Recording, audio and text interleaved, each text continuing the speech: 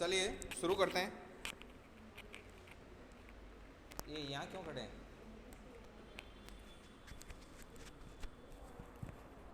चलिए भाई शुरू करते हैं अपना स्टैटिक से। वो हो गया था, उसकी सीट है वो आज अपन थोड़ी बहुत सोल्व कर लेते हैं। जो क्वेश्चन हुए नहीं हुए वो देख लेते हैं, क्या मामला है क्या नहीं है।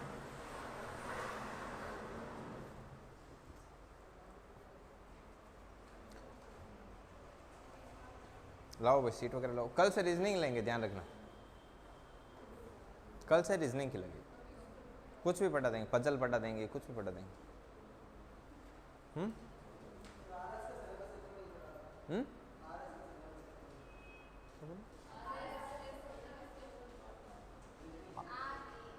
RS के सिलेबस में अच्छा देखेंगे। आपके क्या आप टॉपिक बता दिया करो, टॉपिक कौन कौन से हैं। वो स्टैटिक्स की सीट लाओ। हाँ हमारा नहीं, लाओ सीट लाओ। सीट का स्टैटिक्स की जो सीट है ना, ये लो।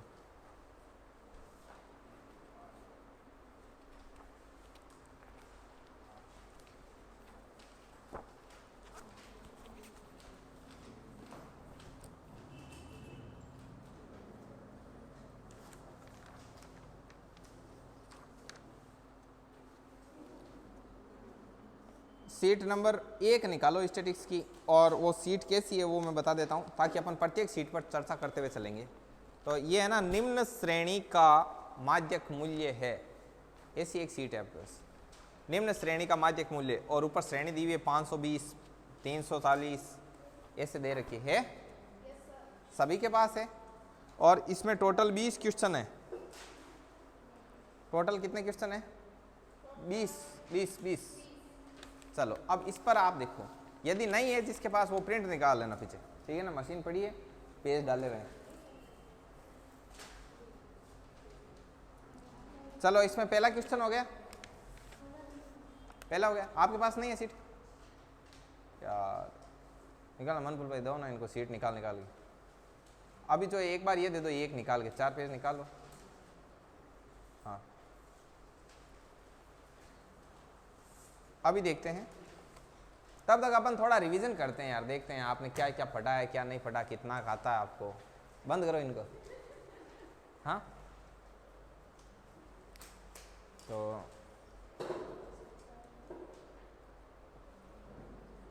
बता दो कि चाहे कहीं से पूछ लो स्टैटिक्स में, ठीक है। तो सबसे पहले आप मुझे ये बताओ, जैसे कोई कंपनी जूतों का जो निर्माण करती है तो केंद्रीय प्रवृत्ति के कौन से माप का प्रयोग करेगी? जो मैं पूछूं ना जिसे वही बताएगा, ठीक है। ठीक है रानी बताओ। तो आप पढ़े नहीं क्या? बहुलक, ठीक है। चलो और मैं पूछता हूँ, जो संचयी आवर्ती वक्र होता है, ठीक है, से कम से अधिक वाला, ठीक है, जिसको ओगिव कर्व बोला जाता है, तोरण वक्र भी बोलते हैं, तो उसका प्रयोग केंद्रीय प्रवृत्ति के कौन से माप को प्रदर्शित करने के लिए किया जाता है? अब ये पूछेंगे, अनुष्का बताओ।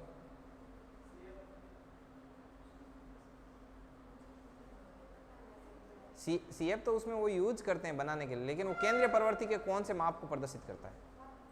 के माध्यिका भाई, माध्यिका, हरात्मक माध्य, गुणोत्तर माध्य, ये सब केंद्रीय प्रवृत्ति के माप हैं। चलो अब आप मुझे ये बताओ कि औसत ज्ञात करने के लिए केंद्रीय प्रवृत्ति के कौन से माप का प्रयोग किया जाता है? माध्य का किया जाता है। चलिए और पूछते हैं आपसे कि आयत चित्र का प्रयोग केंद्रीय प्रवृत्ति के कौन से माप को प्रदर्शित करने के लिए किया जाता है? आयत चित्र का प्रयोग, हिस्टोग्राम। हाँ, हिस्टोग्राम का प्रयोग कौन से केंद्रीय प्रवृत्ति के माप को प्रदर्शित करने के लिए किया जाता है? बहुलक ने 100 करिया करे। आयत चित्र लिखा है नोट्स, कॉलर देख लीजिएगा। चलो और बताते हैं, वर्गीकृत जो बारंबारता बंटन सारणी होती है, वर्गीकृत, जैसे श्रेणियां 3 होती है, कौन कौन सी? व्यक्तिगत, ए वर्गीकृत और वर्गीकृत। तो वर्गीकृत जो श्रेणी होती है उसको प्रदर्शित करने के लिए कौन से चित्र का मतलब प्रयोग किया जाता है? कौन से चित्र का प्रदर्शित करने के लिए? वर्गीकृत, जैसे 0 से 10, 10 से 20, इनका करेंगे, इनका ग्राफ बनाएंगे ना, तो वो कैसा बनेगा? वर्गीकृत श्रेणी होती है ना, 0 से 10, 10 से 20, 20 से 30 ऐसे, तो उस श्रेणी से जो वर्गीकृत श्रेणी होती है उसकी जो बारंबारता बंटन सारणी को प्रदर्शित करने के लिए कौन से चित्र का प्रयोग करते हैं, कौन से ग्राफ का प्रयोग करते हैं? हाँ, आयत आयत आयत। चलिए अब मुझे ये बताइए कि दंड आरेख में जो दंड की ऊंचाई होती है वो किस चीज पर निर्भर करती है?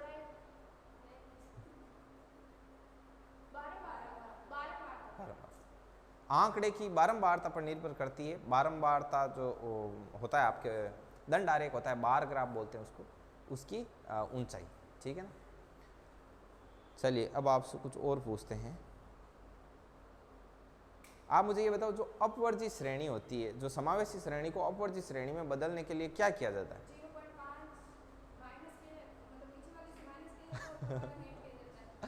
अरे उनका जो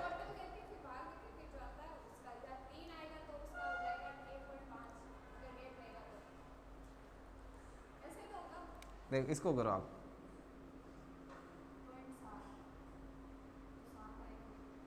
अब करो इसको।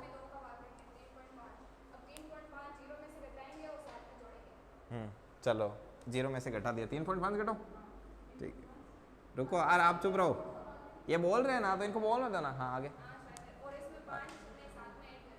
इधर ऐड कर देते हैं, ये 10.5। अब इसमें क्या करना, इसमें भी 3.5 घटाएं। अच्छा, इसमें 3.5 घटाई दिया, 6.5 हो गया, और ये हो गया 20.5, और ये श्रेणी बन गई। अब मुझे बताओ ये अपवर्जी श्रेणी कैसे हुई? ये अपवर्जी श्रेणी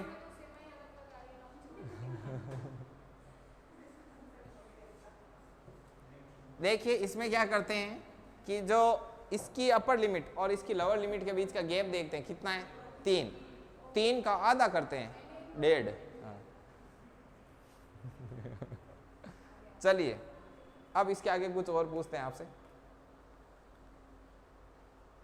आप बताइए कि यदि जो डाटा है वो पूर्व में कहीं पर प्रकाशित हुआ है, जैसे अखबार वगैरह से कहीं से अपन उनको एकत्रित करते हैं, तो वो किस प्रकार के आंकड़े कहलाते हैं? वो सेकेंडरी मेथड, ठीक है। चलिए सबसे ज़्यादा विश्वसनीय आंकड़े कौन से होते हैं? सबसे ज़्यादा विश्वसनीय भरोसेमंद प्राथमिक आंकड़े होते हैं। चलिए, और इसके अलावा स्टैटिस्टिक्स का वो पढ़ा, जो मानक विचलन का सूत्र कौन बताएगा?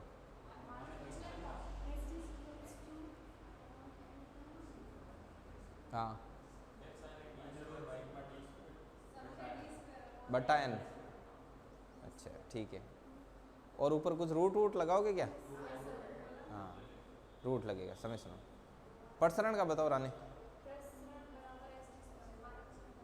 मानक विचलन का स्क्वायर होता है, पीछे बताएंगे। पर यार आप बताओ, मानक विचलन गुणांक का बता दो, मानक विचलन गुणांक का बता दो।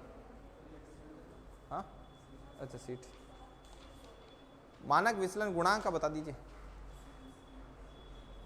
हाँ हाँ बिल्कुल बिल्कुल। चल ये कुछ हो गया, सीट मार दी, हो गया टाइम पास। चलो आगे। हाँ किसके नहीं आई सीट? कितनी निकाले आपने? नहीं, एक ये वाली जो है ना, इसके 4 देने, वो 3 बैठे हैं वहाँ पे और 1 यहाँ पे है। आपने कितने प्रिंट निकाले? हाँ एक बार काम चला लो, बाद में निकाल देंगे ना, बाद में। अभी जब ये दूसरी बार निकालेंगे ना तो 7 निकाल देंगे। ओके, इसमें मैं क्वेश्चन नंबर बोलता हूँ और आपको बताना है कि हो गया या नहीं होगा, ठीक है। अरे भाई टाइम खराब मत करो भाई, जल्दी देखो। क्वेश्चन नंबर 1, क्वेश्चन नंबर 2 क्या हुआ? हाँ क्वेश्चन नंबर 1, क्वेश्चन नंबर 2। अब देखो जहां पर जो नहीं होना तब हाथ खड़ा कर देना। क्वेश्चन नंबर 3, हाँ ये चीजें माध्यिका से ज्ञात किया गया, जो माध्य विचलन होता है ना वो हमेशा सबसे क्या होता है? अब अगला ये कर लिया क्या? क्वेश्चन नंबर 4, समांतर माध्य और माध्यिका का अंतर 30 है, तो माध्यिका और बहुलक का अंतर क्या होगा? कर लिया? कर लिया सभी ने? तो प्रियंका आप ही बोल दो, रानी बोल रहे नहीं हुआ, बोलना, ठीक है। तो आप ही कहते थे कि नहीं हुआ। इनको तो नहीं हो देखिए चौथा माध्य तथा माध्यिका का अंतर 30 है, तो माध्यिका और बहुलक में अंतर क्या होगा, ये आपसे क्या है पूछा गया है, न्यूनतम होगा। यह चौथा क्वेश्चन है। सभी लोग देखो भाई अपने अपनी सीट में। अब इसमें आप एक चीज देखो, इसका आंसर कैसे आएगा, चूंकि बहुलक बराबर क्या होता है 3 इंटू माध्यिका माइनस 2 इंटू माध्य। ठीक है, अब ये क्या कहता है कि आपको माध्यिका और बहुलक इन दो में कनेक्शन चाहिए, इन दो में कनेक्शन चाहिए, मतलब एक्स बार को हटाना पड़ेगा। समझ रहे हो बात को, एक्स बार को हमको यहां से हटाना है, तो आप यहां से एक्स बार का वैल्यू निकालो। एक्स बार का वैल्यू कितना हो जाएगा 30 प्लस एम, ये एम उस तरफ भेजती है तो ये यहां पे रख दो, तो जेड बराबर हो जाएगा 3m माइनस 2 और एक्स बार कितना है आपका 30 प्लस एम। हो गया। चलिए अब देखो इसको आगे सोल्व करो, 3m माइनस 60 और माइनस का 2m, क्योंकि ये 2 है माइनस का, ये आगे जा रहा है इसके साथ गुणा होगा, 2 से हुआ तो 60, 2 से हुआ तो 2m और साथ में जा रहा है माइनस का चिन्ह। ठीक है, अब देखिए z बराबर 3m में से 2m गया, कितने बचे m माइनस 60। अब ये माइनस का 60 इस तरफ भेज दो तो प्लस का 60 और m और ये z प्लस का इस तरफ भेजो तो m माइनस जेड बराबर कितना आ गया 60। चलिए इनको कहाँ छोड़ के आ गया आप, चलिए ये हो गया। ओके देख लेना, बुद्धिमानी ईमानदारी जैसी घटनाओं है तो कौन से माध्य का प्रयोग किया जाता है भाई, माध्यिका। भविष्यवाणी के लिए किसका प्रयोग किया जाता है, बहुलक का। पूर्वानुमान भविष्यवाणी ये बहुलक में जाती है। किस माध्य में चरम मूल्यों का न्यूनतम प्रभाव होता है, चरम मूल्यों का न्यूनतम प्रभाव, बहुलक लिख देना, इसमें बहुलक कर देना ना। निम्न में से कौन सा केंद्रीय प्रवृत्ति का माप नहीं है, माध्य विचलन। मानक विचलन बराबर x इंटू माध्य विचलन होए तो आगे क्या बोल रखा है, x बराबर, ये छोड़ देना, ये कंसेप्ट लिखा है ना, ये डायरेक्ट कंसेप्ट है ना, डायरेक्ट है। बारंबारता बंटन से बहुलक ज्ञात कीजिए, ये तो कर लिया। नीचे माध्य ज्ञात कीजिए, इसमें माध्यिका निकालनी थी वो भी निकाल ली।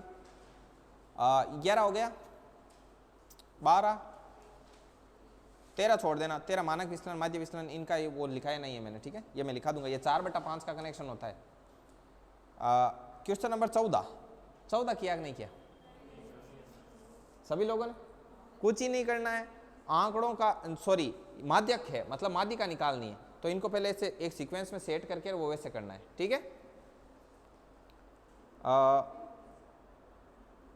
अगला क्वेश्चन नंबर 15 क्या बोल रहा है, एक कारखाने में 50 अधिकारियों का दैनिक वेतन निम्न प्रकार है। आगे प्रश्न पूछा ही नहीं है इसमें ना, तो इसमें आप ऐसे लिख लेना, प्रश्न को पूरा कर लेना कि माध्य ज्ञात कीजिए और x बार कैलकुलेट कर लेना। क्वेश्चन नंबर 16, 5, 7, 3, 4, 6 का प्रसरण ज्ञात कीजिए। प्रसरण क्या होता है, मानक विचलन का स्क्वायर, ठीक है ना, कर लोगे। क्वेश्चन नंबर 17, ये परास्त ज्ञात करनी है तो मैंने करवा दिया पहले ही। क्वेश्चन नंबर 18 आएगा माध्यिका और माध्य, तो बहुलक क्या होगा, ये वाला सूत्र है, इसमें इसकी क्या रखनी है, वैल्यू रखनी है। अगला क्वेश्चन नंबर 19, एक क्रिकेट मैच के खिलाड़ियों के स्कोर बोर्ड को इस प्रकार लिखा जाता है कि विचलन गुणांक 16 है, माध्य 25 है, तो विसरण क्या होगा, प्रसरण क्या होगा। ये कर लिया, सभी लोगों ने कर लिया? नहीं है, देखिए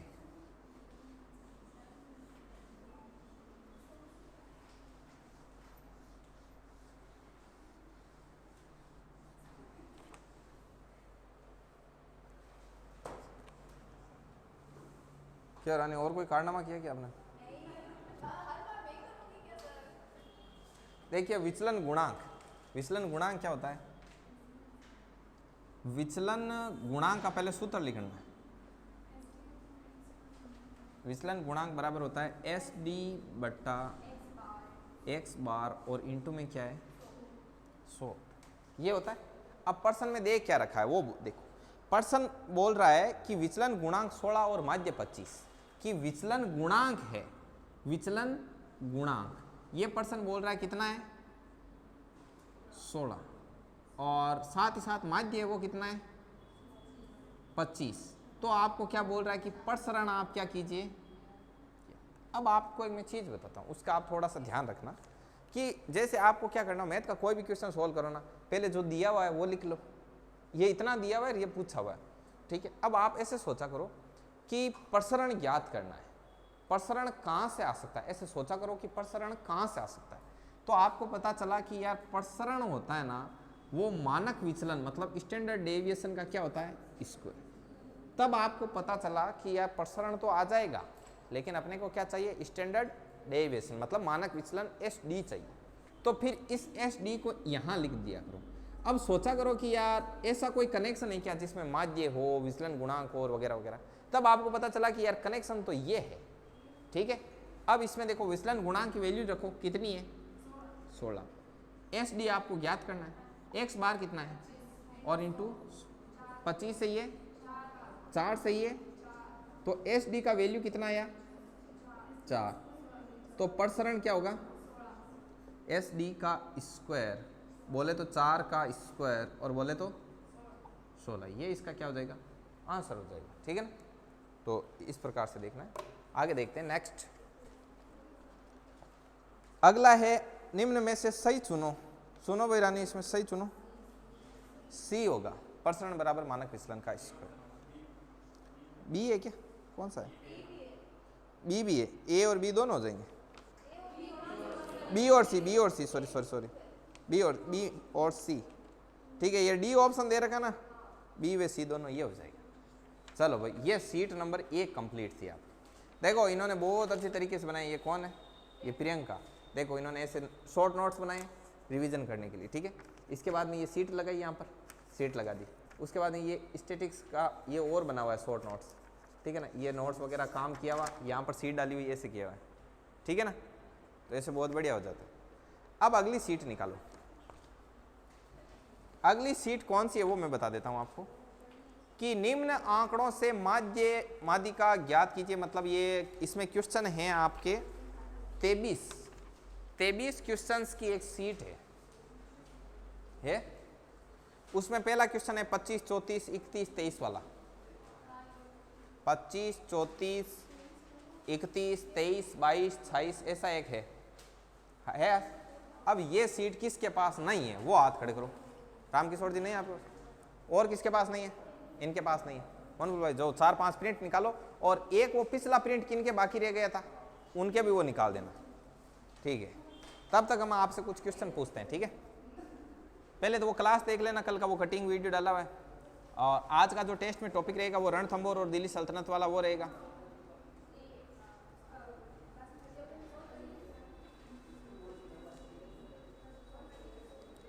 चलो मैं आपसे क्वेश्चन पूछना शुरू करता हूँ। पानी लाओ ना, लो। अभी एक सीट हुई, सारी करनी है अभी तो। चलो मैं क्वेश्चन पूछता हूँ आपसे।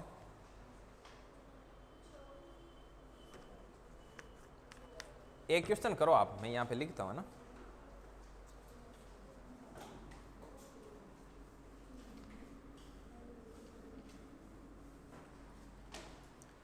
देखो ये बात सही है ना। देखो ये ब्लैक बोर्ड होता है ना, वहाँ पे यहाँ पे पटा दिया तो ये पूरा क्या हो गया, वाइट हो गया।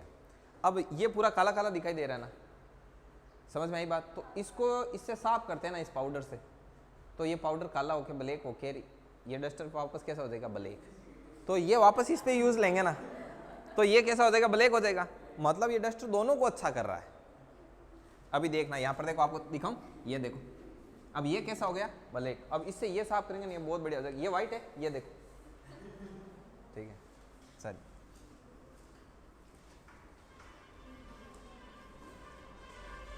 देखो ऐसे आइडिया आते हैं साइंस के स्टूडेंट को तो हमेशा आते हैं। अभी देखो मैं बताऊं कितना फर्क रहता है एक साइंस की क्लास में एक आर्ट्स क्लास में। आप ऐसे ना मतलब बुरा मत मानना ना, कई लोग या दिल पे ले लेते हैं क्या ऐसे बोल दे, कई बार हो जाता है। हालांकि बहुत अंतर होता है कि साइंस के स्टूडेंट में और आर्ट्स के स्टूडेंट में रात और दिन का जितना फर्क होता है ना उतना फर्क होता है।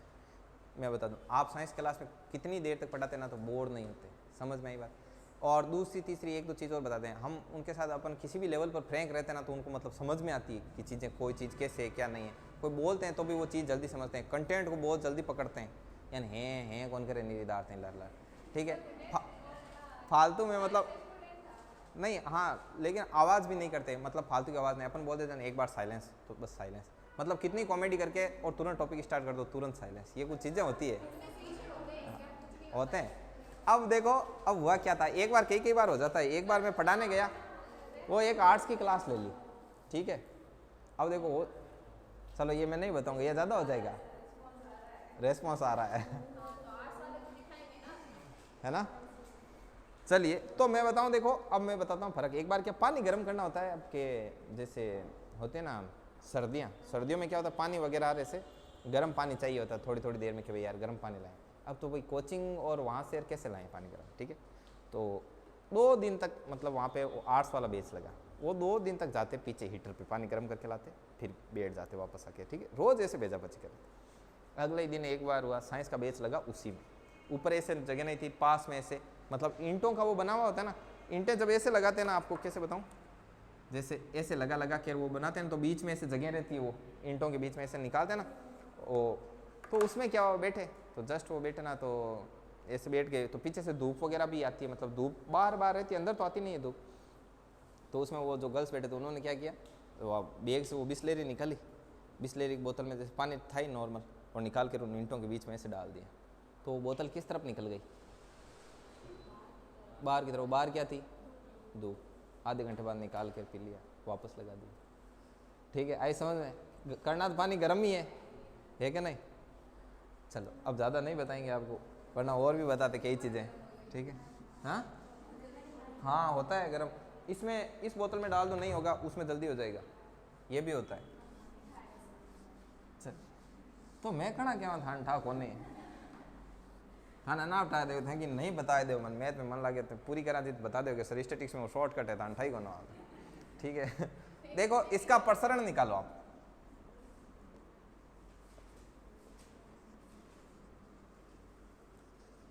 प्रसरण निकालो इसका, 2 3 5 7 8 9 10।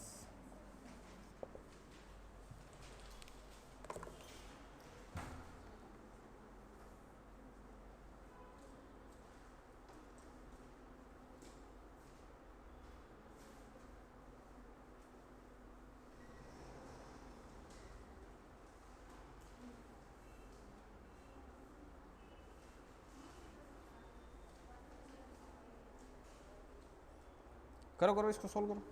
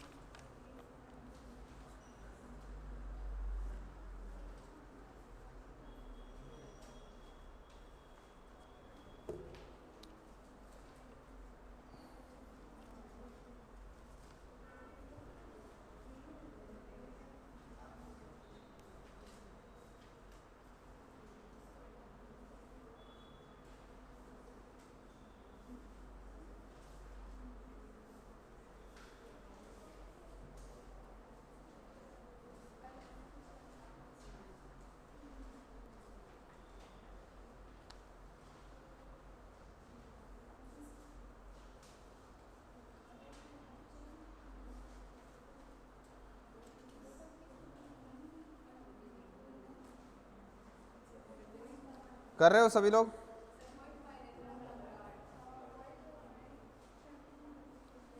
पॉइंट में।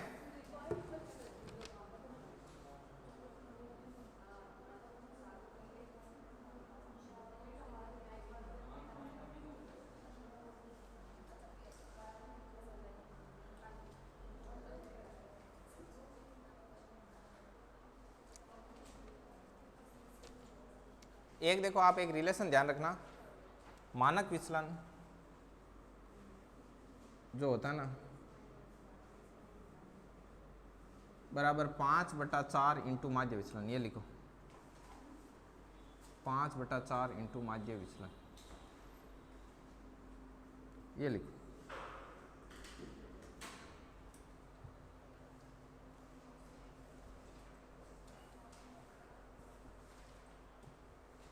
ये रिलेशन लिखो।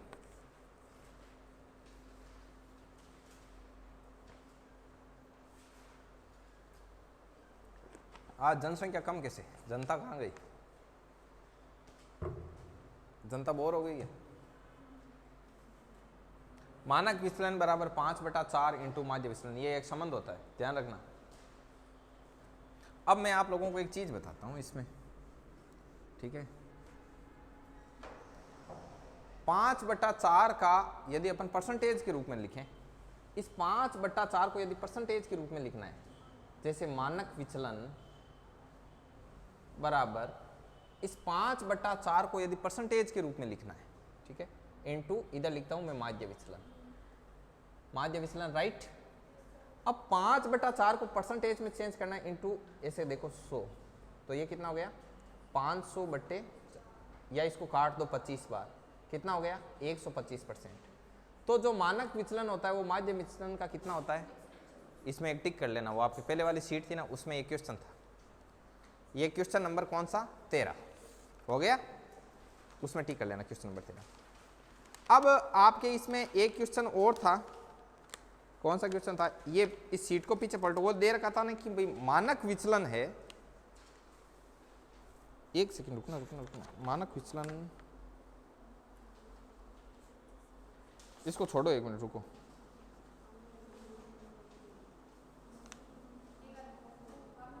उल्टा उल्टा उल्टा उल्टा, एक सेकंड रुको रुको रुको रुको रुको रुको रुको रुको रुको रुको रुको रुको रुको यार, गलती हो गई एक छोटी सी। देखो मानक विचलन बराबर 4/5 लिखो, 4/5। अब 4/5 पर कितना होता है आपको, 4/5 पर देखना है आपको, तो 4/5 का मतलब परसेंटेज में कन्वर्ट करो, 4/5 इंटू 100, तो ये 20, ये कितना हो गया 80%, तो ये 80%, तो मानक विचलन माध्य विचलन का कितना हो गया 80%। और इस तरफ आओ दूसरी वाली तरफ, इधर लिखा हुआ है मानक विचलन बराबर x इंटू माध्य विचलन, तो x की जगह क्या क्या आ सकता है, x की जगह क्या क्या आ सकता है 4/5 और 80%, मतलब a व b दोनों।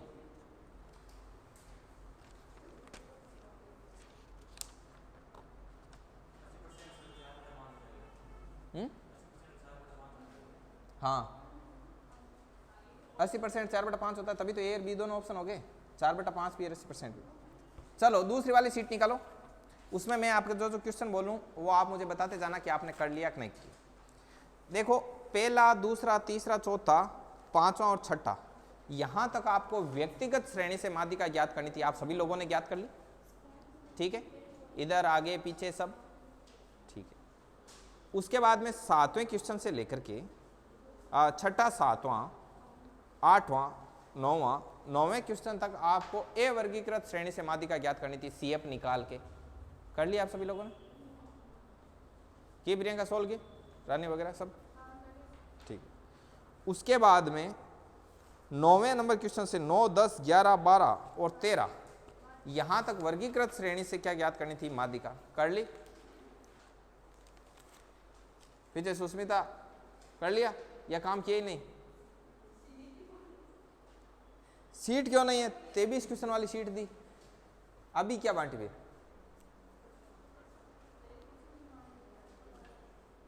दे दी ना अभी। चलो अच्छा, सीट अभी मिली आपको, पहले थी नहीं आपके पास ऐसे,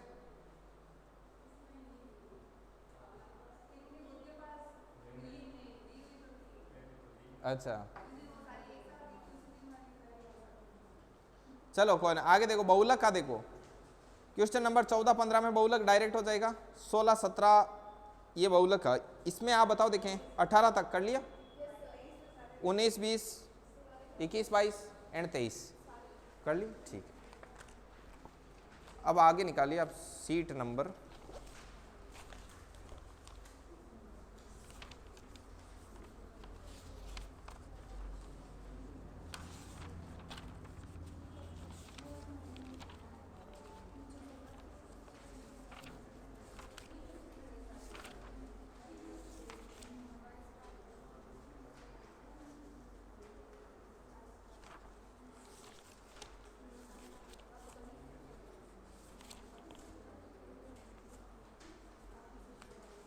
अब ये सीट निकालो जो दे रखा है ना 5 7 3 4 6, 5 7 3 4 6 का प्रसरण क्या होगा ये? और इसमें क्वेश्चन है आपके टोटल 19।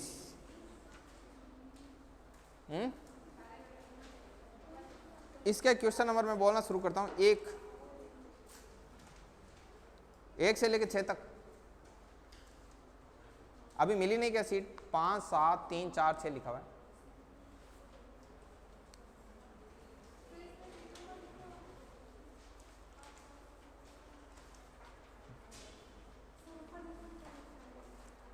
ऊपर कुछ ही नहीं लिखा है इसमें। सीट नंबर आपने 5 लिखा है इस पर, सीट नंबर 5। हाँ हाँ, पीछे फॉर्मूले वगैरह लिखे हुए हैं, ये भी है इसमें। पता चल गया? ठीक है। अब इसमें देखिए 1 से लेकर 6 तक पढ़ो। पहला, दूसरा, तीसरा, चौथा, पांचवा एंड छठा, सातवां, आठवां, 9 10 11। कौन सा नहीं है? नम्मा। गुणोत्तर माध्य, ज्योमेट्रिक मीनिंग निकालना इसमें। 16 24 27 और 32। 16 24 27 और 32 ये बताना है, ठीक है।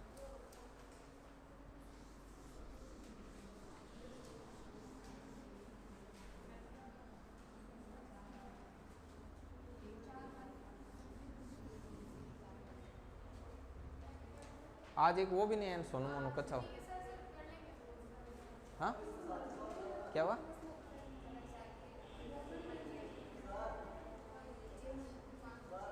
जिम नहीं गए वो? अभी यहाँ आए थे शायद, यहाँ से निकले तो थे। हाँ कौन सा प्रसरण? परास। देखिए, अरे आवाज नहीं, जैसे ऐसे दे रखा हो -3 2 0 1 3 7। अब ये है, अब इसमें जैसे परास निकालनी है। हेलो, ये देखो परास ऐसे निकलती है। इसमें सबसे बड़ी संख्या माइनस सबसे छोटी संख्या, तो ये कितना हो गया? 7 + 3 ये होती। इसमें भी 9 मैंने बोला। 16 24 27 और 32। इसका ये बोल रहा है क्या निकालिए आप? जीएम निकालिए, गुणोत्तर माध्य। तो गुणोत्तर माध्य का मैं सूत्र लिखता हूं यहाँ पे, जीएम बराबर, जैसे यदि 4 एलिमेंट हो, आपके पास 4 है, x1 x2 x3 x4, तो यहाँ पर आएगा 4। अब देखिए यहाँ पर लिखो आप 4। अब x1 कितना है? 16 16 × 24 × 27 × 32। अब देखो इसको करना, ये ऊपर जो पावर, इसका मतलब क्या हो जाएगा? पावर 1/4। अब नीचे जो 16 24 27 32 है, इसको आप मल्टीपल कर लो, ठीक है। इस सभी को क्या करना? आप मल्टीपल करना। मल्टीपल करने पर जो संख्या आएगी, फिर सोचना कि उसको किसकी पावर में लिखूं, कि उसको लिख दूं किसी की भी पावर 4। हाँ बिल्कुल कर सकते, बिल्कुल कर सकते हैं, बिल्कुल। देखो 27 का नहीं होगा, वो है 3 3 9 9 30 27 हो जाएगा ना, तो वो 3 बार ही होता है, वो 4 बार नहीं होता है, तो वहां पे दिक्कत है। देखो अलग अलग कर लो, देखो ऐसे कर लो। यदि आपको लगता है ना, इसको क्या लिखोगे आप? 4 16 हो गया, ठीक है। इसको क्या लिखोगे? 4 24। 24 पर कितना हो रहा है? 24 में एक काम करो ना, 24 में इधर डाल दो, कोई दूसरा लगे।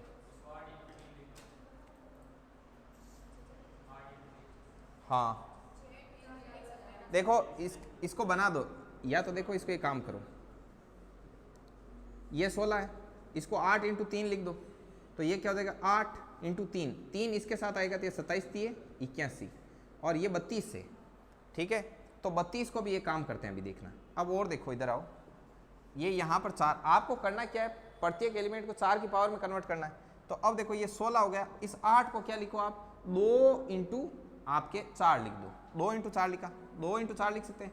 इंटू 81, अब 81 को साइड में रख दो क्योंकि 81 अपना बन गया 3 की पावर 4, ठीक है ना।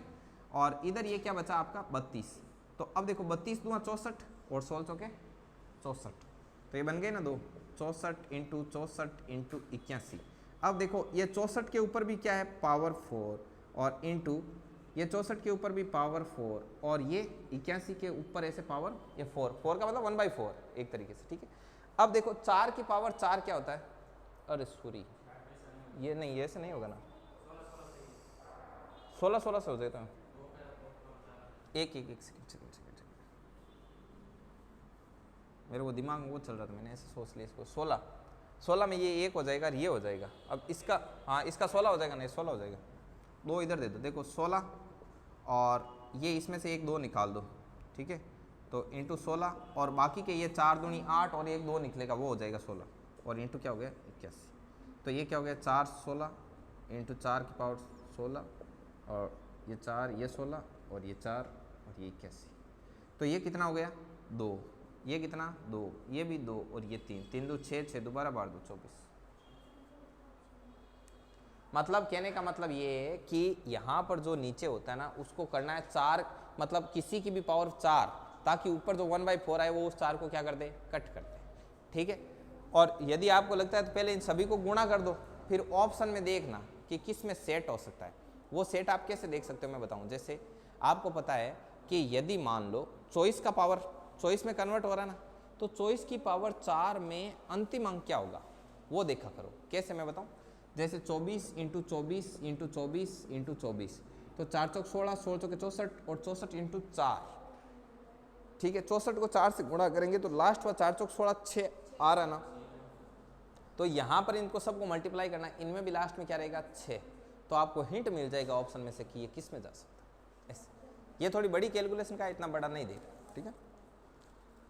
आगे देखिए क्वेश्चन नंबर 13 12वां तो कुछ है ही नहीं कि n प्रेक्षण है x1 x2 इनका माध्य x बार है। अब यदि प्रत्येक प्रेक्षण को a से गुणा कर दें तो माध्य भी a से गुणा हो जाएगा ax बार। और बताइए 14 15 हो गया, ठीक है। आगे निकालो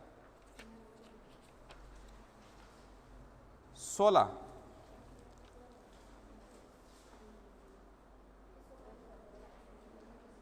16 17, हाँ 18वां में करना क्या है, 18वां में है कि n प्रेक्षण x1 x2 xn का माध्य 25 है, ठीक है। अब प्रत्येक आंकड़े को इसने 2 से गुणा किया तो माध्य भी किससे गुणा हो जाएगा, बस हो गए 19 पूरा कंप्लीट, ठीक है। चलिए और दूसरी सीट निकाल,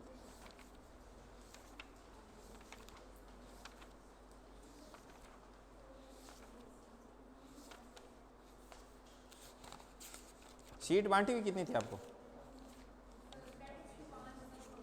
स्टैटिक्स की 5 थी ना, 5 क्या थी यार, ज़्यादा थी 5।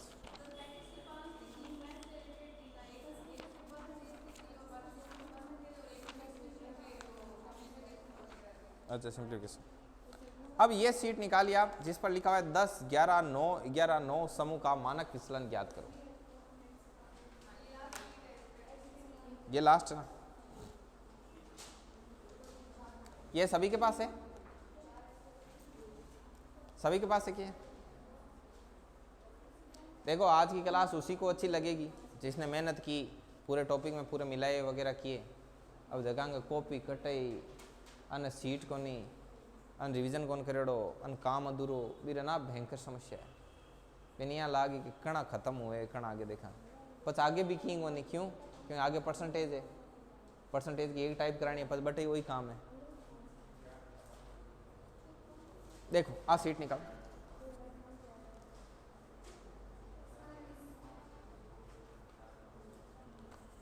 क्या हो रहा है 10 11 9 11 9 समूह का मानक विचलन ज्ञात करो। हाँ रुको तो सही, सीट तो मिल गई ना, हाँ भयंकर तरीके से देख रहे थे। सभी के पास है ये सीट, चल इसमें देखिए पहला दूसरा रामकिशोर देखते रहना उसमें ना, तीसरा सोल्व किया आपने, कौन सी अच्छा ले रहे हो अभी, ठीक है। इसमें 1 2 3 4 5 6 7 8 9 10 11, नहीं फिर वो आगे वाला पूछेंगे, अभी 12 पूछ के फिर कहेगा दूसरा दूसरा दूसरा। ये तो मेरा ट्राई किया हुआ है, पता तो मैं बोल रहा हूँ 7 साल हो गए मुझे पता है कहाँ क्या करेंगे। 13 समुच्चय का मतलब ये जो सेट दे रखा है ना, इसमें जितने अवयव होते हैं ना, समुच्चय का मतलब होता है जैसे मैं यहाँ पे लिखूँ 1 2 3 4 5 और फिर इसका बना दूँ सेट, तो ये सेट हो जाता है ना, दोनों तरफ सेट में लगाते हैं मंझला कोष्टक, ये ऐसे, तो ये क्या हो गया, सेट हो गया, ठीक है ना। अभी क्लास में सभी विद्यार्थियों के नाम डाल के बार ऐसे कर दूं और बीच में कॉमा लगा दूं, तो वो हो गया क्लास के सभी विद्यार्थियों के नामों का सेट। अब देखो 13 14 15 16 17 18, ठीक है, 19 20 21 22 23 23 नहीं हुआ, ये है क्या, 8 अवलोकन मतलब 8 कोई आंकड़े हैं, उनका माध्य इतना है, यदि अवकलनों में से ज्ञात अवलोकन ये है तो 8वां अवलोकन ज्ञात करो, ये ठीक है। आप इसके अवलोकन में इसमें फंस गए ना,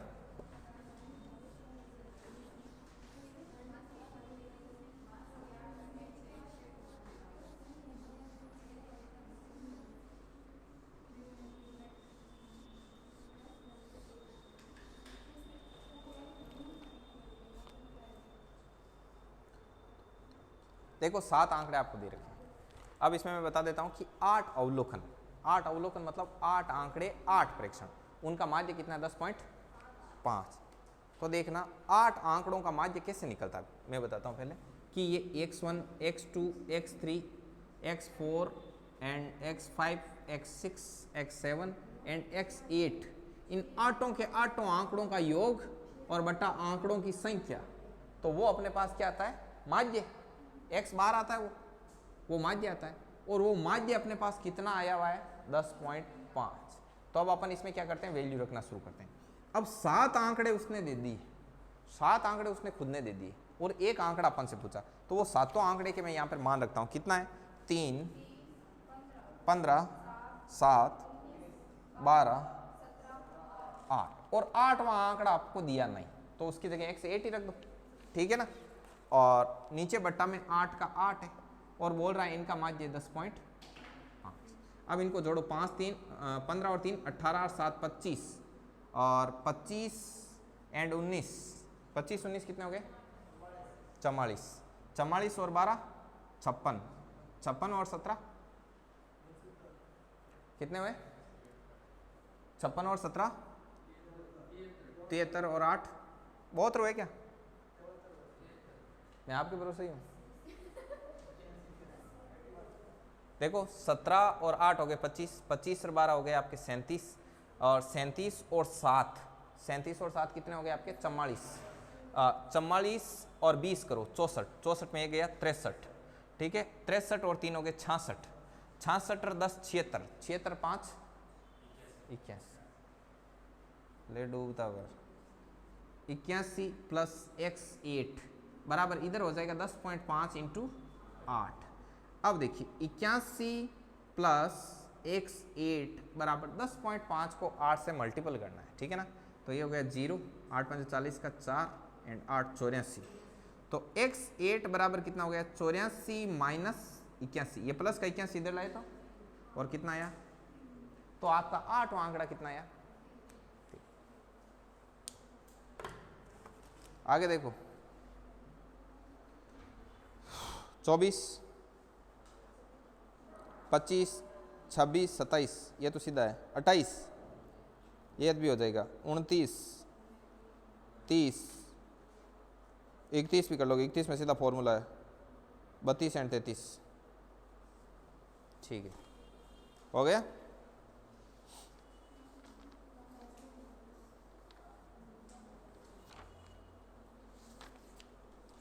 अब आप आइए ये सीट निकालिए, और कौन सी थी इसमें आपके, तो इतनी दे रखी है सीट, और परसेंटेज वाली परसेंटेज की दुनिया में होगी, इधर थोड़ी होगी। अब इनके तो इतनी सी डाली हुई है, हो गई। एक और थी मेरे हिसाब से, ब्लैक वाली एक और थी, कौन सी? लाओ। अरे ये परसेंटेज की है देवी, ये परसेंटेज की है। हाँ, अब तीनों परसेंटेज की है और स्टेटिक्स की कोई बाकी नहीं रही ना। ठीक है, चलो रोक दो, रोक दो, रोक दो, रोक दो।